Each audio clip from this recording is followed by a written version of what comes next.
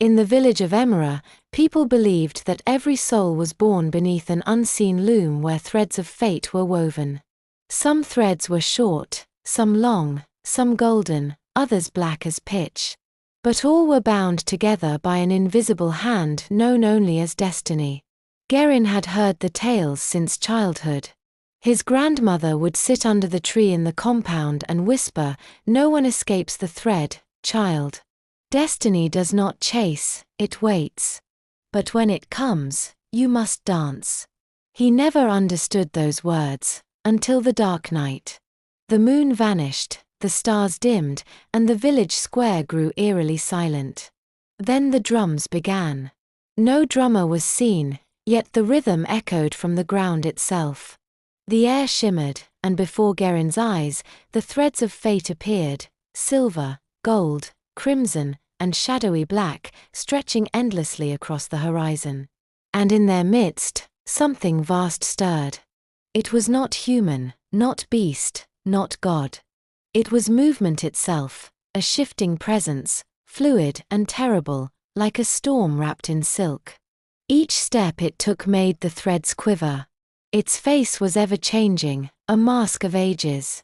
Its voice was thunder and whisper combined. "Gerin, child of Emera," it said, though no mouth moved. "You have come to the floor. Will you dance?"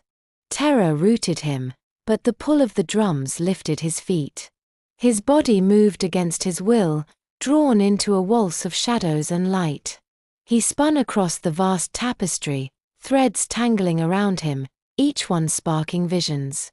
As a golden thread brushed his arm, he saw himself as a healer, saving lives. A crimson thread brushed his leg, he saw himself as a warrior, dying on a battlefield. A black thread coiled his wrist, he saw himself as a beggar, forgotten in the streets. Each vision clawed at him, demanding to be chosen. Every step, destiny whispered, is a choice. But every choice binds you tighter. Will you stumble, or will you dance? Gerin's heart pounded. He wanted the golden thread, who wouldn't choose glory and honor? Yet when he reached for it, the dance spun him away. He tried to cling to the crimson thread, thinking bravery in death was noble, but his hand passed through. The black thread wound tighter, choking him, until he nearly fell. "Why can't I choose?" he gasped. Destiny's presence loomed, vast and merciless. Because choice is not possession. It is surrender. Dance not to command, but to become. Something within him shifted. Gerin stopped struggling. He closed his eyes and let the rhythm carry him, his movements flowing with the unseen pattern. Slowly, the threads no longer pulled him apart.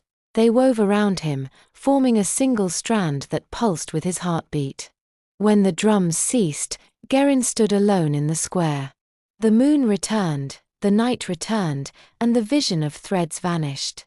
Only one truth lingered in his chest: he was both healer and warrior, both beggar and hero, all paths within him, yet none his to force.